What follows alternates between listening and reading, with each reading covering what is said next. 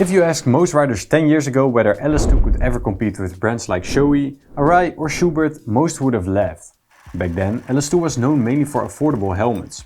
Good value, decent features, budget-friendly prices, but today LS2 is building carbon helmets, FIM homologated racing helmets, lightweight touring helmets and premium modulars. And that raises an uncomfortable question. Have riders underestimated LS2 or is there still a catch? Let's find out. Before we talk about the helmets, we need to talk about the reputation. Because LS2 has a problem that has nothing to do with safety.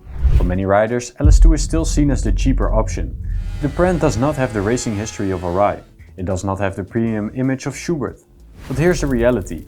A reputation can lag years behind the product itself. And that's exactly what may be happening with LS2. Because when you look at the actual specifications of their latest helmets, the gap between LS2 and many premium brands is much smaller than most riders think. Carbon shells, ECE 2206 certification, emergency quick release systems, multiple shell sizes, pinlock compatibility, integrated sun visors, intercom preparation, these are not budget features anymore. So the real question isn't whether LS2 offers modern technology.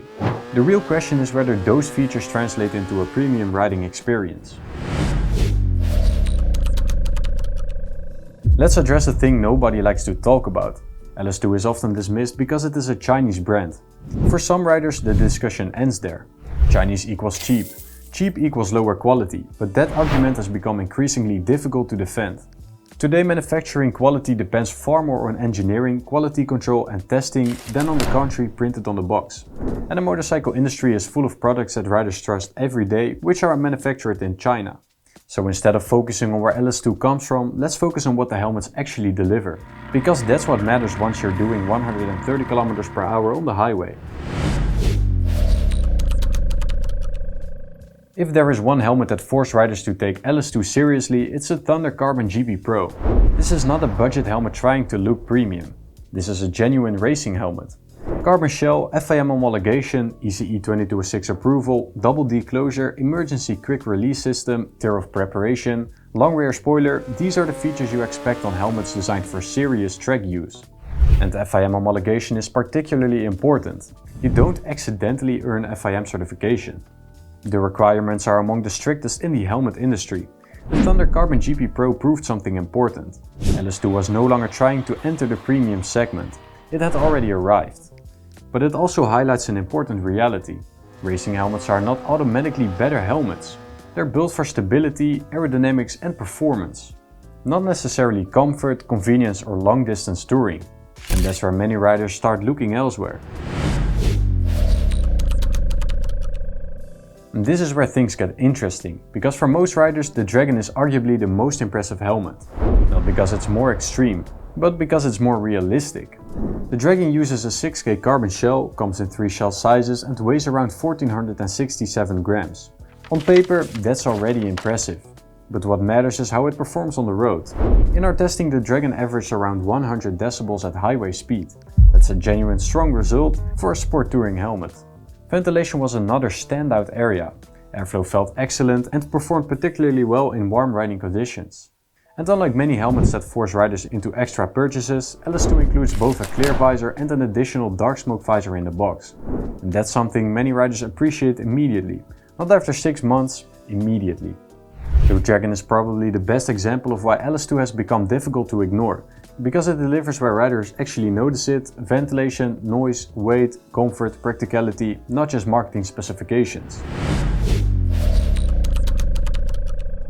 Then there is the Advantex Carbon, and this helmet perfectly shows how different riders value different things. A track rider may care about lap times, a commuter doesn't, a touring rider doesn't. Someone who rides every day often values convenience more than outright performance. That's where the Advantex Carbon comes in. It combines a carbon shell with ECE 2206 and PJ homologation. The flip over chin bar makes fuel stops easier, talking to people becomes easier, daily riding becomes easier.